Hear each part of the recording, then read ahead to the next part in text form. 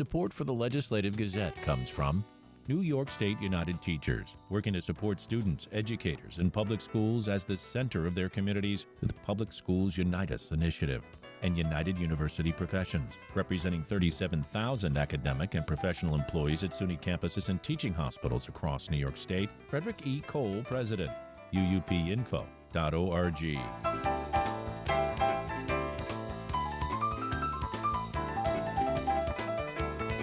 A federal court has temporarily blocked the Trump administration's efforts to pause operations at Job Corps centers nationwide, including 7 contractor-operated centers across New York State.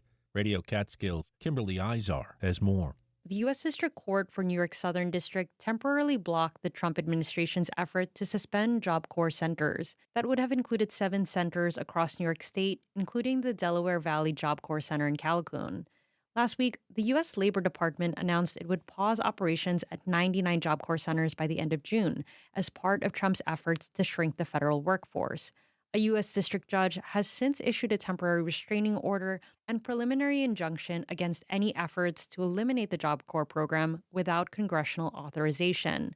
New York District 19 Representative Josh Riley wrote in a social media post he was glad the court stepped in, adding that Job Corps is a lifeline for young people in upstate New York. Job Corps is the largest free residential education and job training program for young adults ages 16 to 24 in the U.S.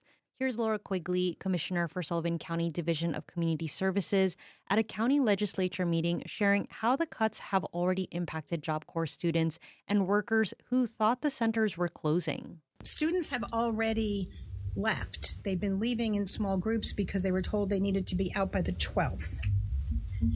There will be roughly about 20 students left that are homeless or are in a position where they cannot go back home. And those are the people that we're going to directly link up with Orange County and New York City. Quigley says this has disrupted student and worker livelihoods, and that if the government wants to eliminate this program, it has to be done in an orderly manner. You can't close this down in 30 days. It just doesn't happen that way. So I'm very glad for the restraining order. We'll see what happens. The federal court ordered the Department of Labor to appear at a court hearing on June 17th. In Liberty, I'm Kimberly Izar for the New York Public News Network. Farmers markets across the state and nation have either lost or had their federal grant funding put on hold. To that end, Schenectady County Regional Farmers Market recently held a community forum to discuss its uncertain future. The Legislative Gazette's Jesse Taylor reports. In addition to operating a farmers market, the Schenectady Green Market provides food accessibility services to residents of the county. One of its flagship services is its food box program. The Green Market purchases about $25 to $30 worth of food from its vendors, packages 6 to 7 items in a box, and delivers the food for just $10 a box. Any family can sign up for the program, but priority is given to those with lower incomes. It currently serves roughly 30 families a week. Amira Singletary is a 50-year-old mother who benefits from the service. Not for nothing. They're not just a food market. They're a little bit of sunshine in your day. Because when, I had 2 total knee replacements. I couldn't go outside for months. They delivered food to my house. Not only did they deliver food to my house, but they delivered food with love. Now, a pause in federal funding has placed a gray cloud over what Schenectady Green Market's food box program and other services may look like in the future. Cheryl Wilby is the Green Market's Executive Director of Development and Finance. Wilby says the organization was awarded a 3-year, $250,000 grant by the USDA in September that the market had been hoping to use to expand services, such as adding 10 more families to its food box program, creating a vendor success toolkit to assist the market's vendors, and increasing the market's capacity. Wilby says the federal government under the Trump administration paused the grant funds in January. What comes up for me in terms of the loss here is the loss of sustainability. Being able to have 3 years of guaranteed funding means that we can think more deeply about what expansion can look like for our work. Vice Chair of the Markets Board, Chris Longo, says as a result of the funding pause, the organization had to walk back many of the new projects it had planned. The new things to give our underrepresented vendors a chance to move up in this world, a chance to make their money with their own two hands, gone. Longo says the organization was planning to use the funding to hire a translator to help non-native English-speaking vendors fill out the Green Market's application and grant applications. We're a good market. We're well attended. We're profitable. But we're underrepresenting people in our own community because they can't fill out a form. And we just wanted to have the funding to bring on somebody who speaks his second language, who can help these folks. And that's what this money was going for. Although the market has had to pause some of its expansion and implementation of new programs because of the federal grant pause, Wilby says the organization is still looking for ways to improve. We need to take the time to step back and hear from community about what they want to see, and that helps us drive our mission forward in a way that's in alignment with what the community desires. Singletary, the mother who relies on the food box program, said she was devastated when she found out the federal funds had been cut. To hear that they're not getting what they need means that I'm not going to be able to get what I need. The Schenectady Green Market can be found on J Street every Sunday from 10 a.m. to 2 p.m. during warmer seasons and inside Proctor's during the winter. In Schenectady, I'm Jesse Taylor.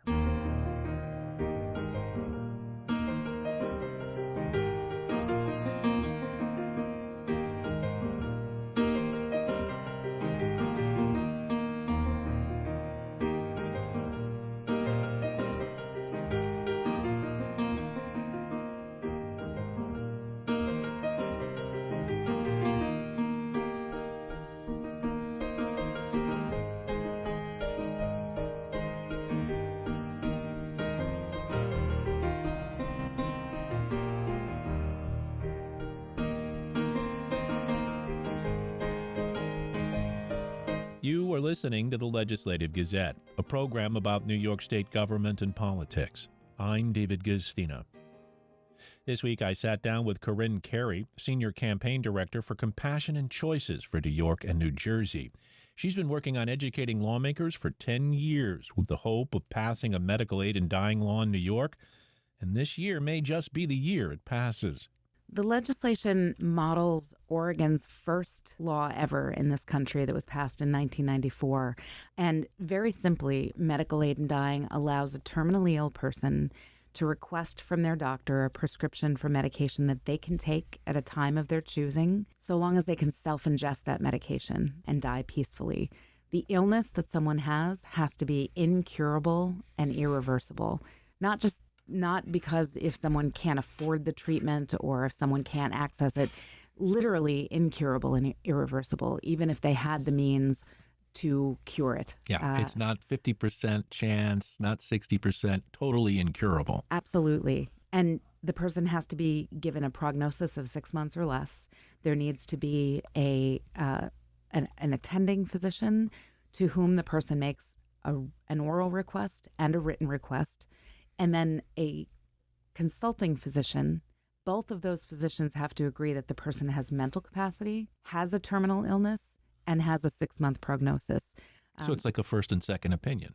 It's true. And both of them have to do a mental health screening. And if either doctor has concerns about that person's mental health capacity, they have to refer that person to a mental health professional. And no prescription can be written unless and until that professional signs off on the mental capacity. Those are high bars. I mean, because you can imagine that someone knowing they're going to die are going to have a little bit of a mental health problem to begin with and wrestling with that. So, you've got to really work with the person to figure out where they are. Absolutely. And there's a big difference between clinical depression that can be treated and situational depression. Yeah. And it is the doctor's role to determine whether that depression rises to the level where it clouds the person's judgment and is interfering with their ability to make a fully informed decision. Yeah. So then they have to self-administer, which takes the worry about a greedy son-in-law, wants to get rid of his mother-in-law to get an inheritance or something. Right? Sooner than they might. Yeah. I mean, the fact is these folks are dying, and that's what I think people need to remember. I also want to dispel, kind of a myth that people think it's a pill.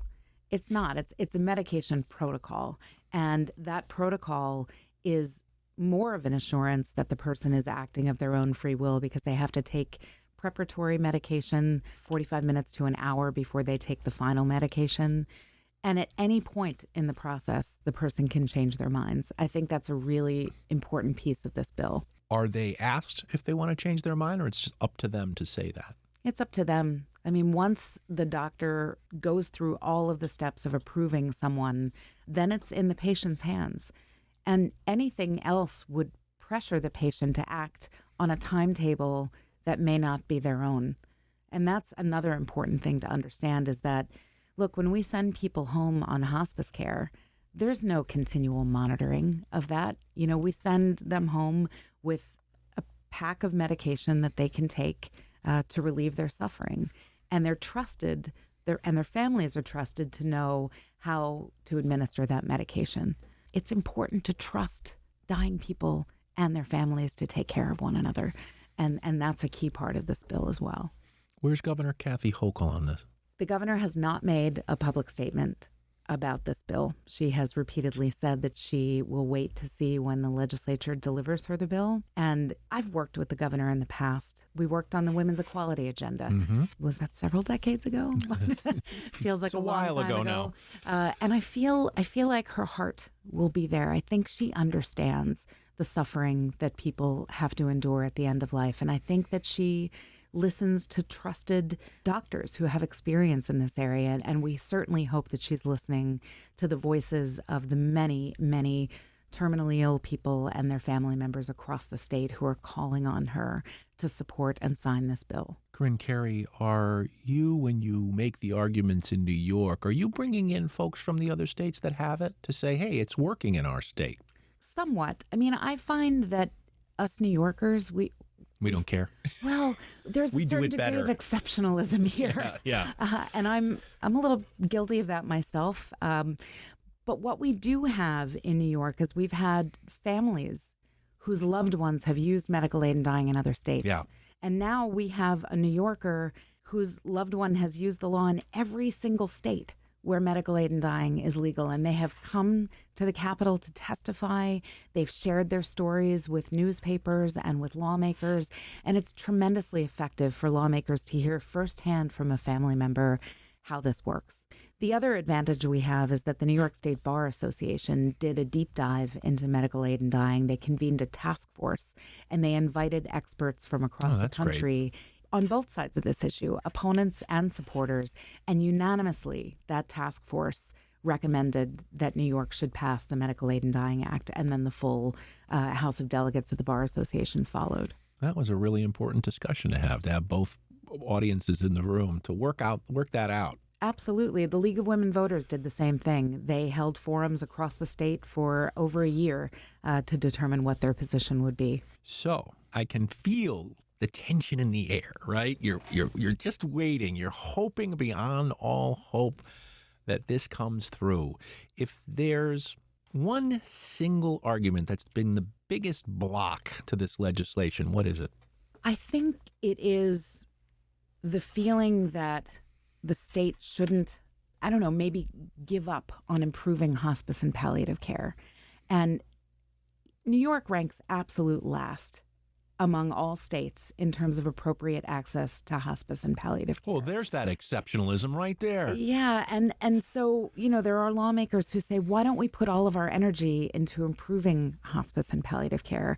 And what has become so clear to us in advocating for expanded end-of-life choices across the country is that hospice and palliative care and access to those services actually improves when you pass a medical aid in dying law. So if we want to make end-of-life care better for everyone, no matter what choice they want to make at the end of their lives, we need to open up this conversation. We need to allow physicians and their patients to have open and honest conversations about what dying people fear the most at the end of their lives.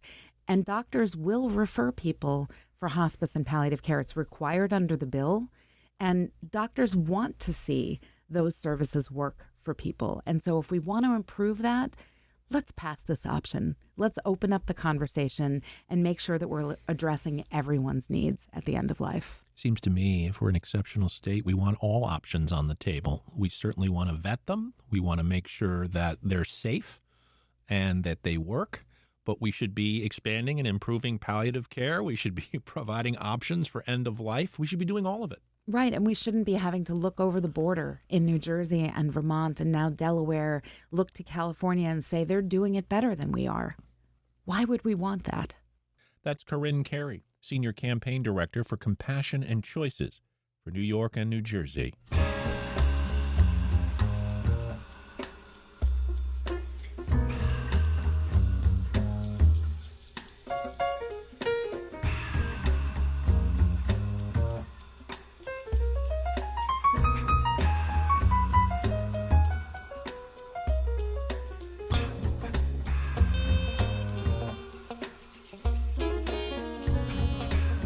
You are listening to the Legislative Gazette, a program about New York State government and politics.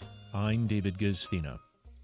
With its last graduation in Western Massachusetts in the rearview mirror, Bard College at Simon's Rock is preparing to relocate from Great Barrington to the Hudson Valley this fall. The Legislative Gazette's Jesse King reports. Bard College at Simon's Rock, which allows high school students to start college as early as 10th grade, announced last year that it would be moving to a recently acquired facility next to the main Bard campus in fall 2025. Bard Academy, its pre-college program for 8th and 9th graders, will also be moving to Annandale-on-Hudson. For physics professor Michael Bergman, it's a move that comes with mixed emotions. He is one of a handful of faculty members to get a job on the new campus. He's worked for Simon's Rock for more than 30 years, and he will continue to do so with an hour commute from his home in Great Barrington. Bergman says he's got friends teaching on the main Bard campus, but he'll miss his colleagues back home. Obviously, I'm not thrilled about the commute, and I felt like we had built a pretty good program here, and now it's starting over in some sense. So that's difficult, but I guess it's exciting to see if we can get it off the ground. Bard Academy in Simon's Rock says it is keeping just 40 of its roughly 140 faculty and staff in the move as it seeks to downsize and consolidate its operations into the main Bard campus. Some staff will continue to work on the Great Barrington campus to help with the transition through 2025. Harrison Levenstein, a ceramics assistant, artist in residence, and adjunct professor at Simon's Rock, says his contract expires at the end of June. His position no longer exists at the new campus. On one hand, it didn't seem like a huge surprise, and on the other hand, it felt like a huge punch in the gut. John Weinstein, provost and vice president at Simon's Rock, says declining enrollment was a deciding factor in the move. Last year, the program had just 280 students, and like a lot of smaller colleges nationwide, Weinstein says Simon's Rock was faced with a choice: merge more into Bard or fold. We were really starting to look at what might be a long-term plan for the next 50 years, and being a freestanding campus of a few hundred students just wasn't really going to kind of work out from an economic standpoint. So far, he says most of the remaining students are making the jump to Annandale-on-Hudson, more so than they expected. He predicts a class of more than 200 students next year. Over time, Weinstein hopes the higher population of the Hudson Valley will bring those numbers up. I certainly will encourage Hudson Valley families to get to know us, because even though we do draw from across the country and across the world, there is a day student option as well that might interest people. Construction is underway to get Bard's Messina campus ready for the fall. The college bought Messina, a former seminary, in 2023. Weinstein says the 260-acre location will maintain a separate feel from Bard, despite its proximity to the main campus. 8th and 9th graders at Bard Academy will be housed separately from the older students at the main Messina mansion overlooking the Hudson River. That will be specifically their space. The early college students in their first year will be on one floor of the seminary building, and then they'll be living in early college-specific housing in their second year, but that will be located on the main campus, while yet distinct. So at each stage, there's a little more closeness and more opportunities, but it also enables us to really provide a different environment for the students on the youngest age of the spectrum. As students progress more in their college studies, Weinstein says they will take more and more classes at the main Bard campus and have the opportunity to join Bard clubs, musical groups, and sports teams. Bergman says he's especially excited to see his students again in the new location. As for Levenstein, he's not going to the Hudson Valley, but his work at Simon's Rock prompted a love for Western Massachusetts. After working in the area for 5 years, he's decided to stay and is preparing to open a community ceramic studio in Great Barrington. He hopes to encourage the environment he saw in his Simons Rock classes. He says the moving of the campus is a loss for Great Barrington and a gain for the Hudson Valley. It was such a unique community, but it really felt small. And the way people are on that campus are just, everyone is so sensitive and kind, and the way the students support each other is always just so amazing to me. It's so different than like the kind of high school age experience of school that I had. For the Legislative Gazette, I'm Jesse King. Officials and residents recently celebrated the completion of a number of state-funded development projects in Gloversville, as the Legislative Gazette's Aaron Shella-Levine reports. St. Thomas Square in Gloversville wasn't exactly the most scenic site for a farmer's market, but a new vendor space and newly planted grass and trees have given fresh life to the once barren parking lot, transforming the square in the heart of the city into a welcoming space for residents and market vendors. The St. Thomas Square overhaul is one of 5 recently completed or soon-to-be completed projects to come out of Gloversville's $10 million State Downtown Revitalization Initiative funds, awarded in 2021.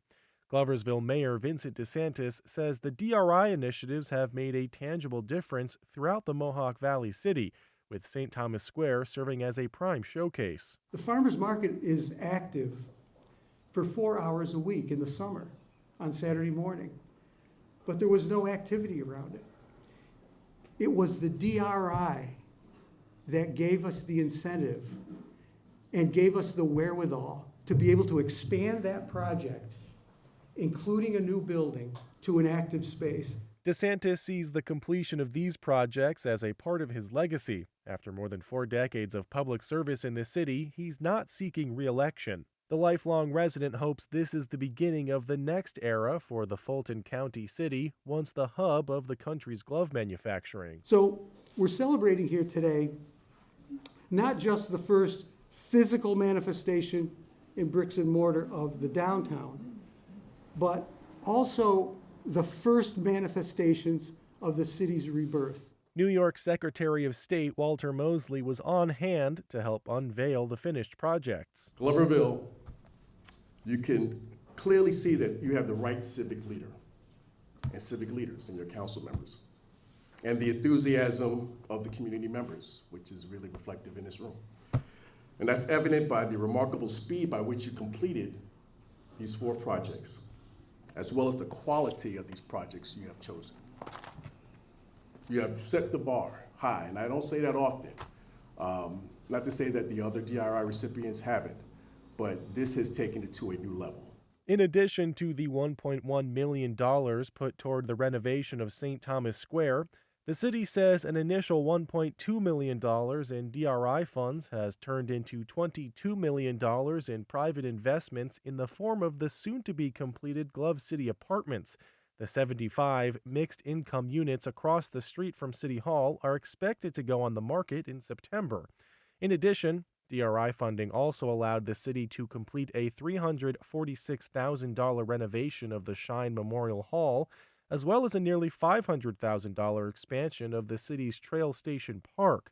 Meanwhile, $435,000 in DRI funds have turned a formerly vacant lot on Main Street into a piazza. Mayor DeSantis envisions outdoor music shows and movie viewings in the space. While last week's announcement celebrated the newly rebuilt downtown, a fire in April threatened the city's urban core. No one was hurt, but flames destroyed the historic Founds Glove Factory, an apartment building, and a neighboring exotic pet store.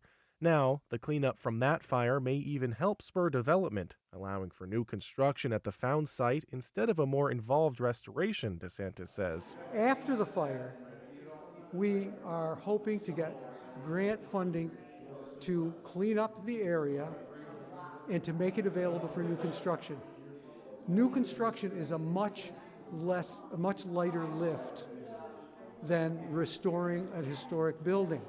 So the opportunity is still there for activating South Main Street at that space. It all adds up to a reimagined downtown that's encouraging longtime residents. Gloversville native Valerie Levine said she's excited to bring her grandkids to Gloversville's reimagined downtown. I just love it because Gloversville downtown was a wonderful, wonderful place to grow up. And then it took a downturn because of the leather industry leaving our area, and things became really down in the mouth all the way around. Still some nice areas, things like that. But putting in the rail station park and the splash pad and this St. Thomas Square, and we have the bike path, and it just makes me feel more prouder of the area, and that gives me a great feeling that I can feel that way about Gloversville again. Reporting on the campus of Skidmore College, I'm Aaron Shello-Levine.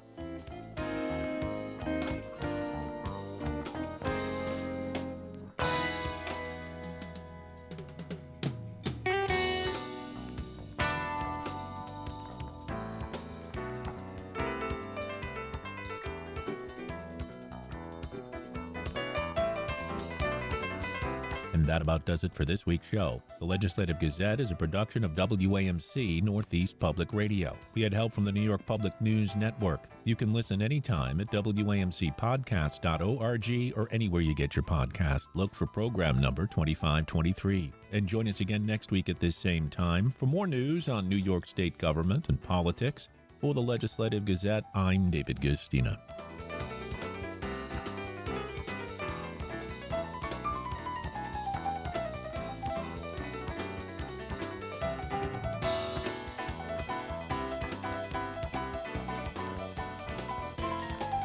Support for the Legislative Gazette comes from United University Professions, representing 37,000 academic and professional employees at SUNY campuses and teaching hospitals across New York State. Frederick E. Cole, President. UUPinfo.org.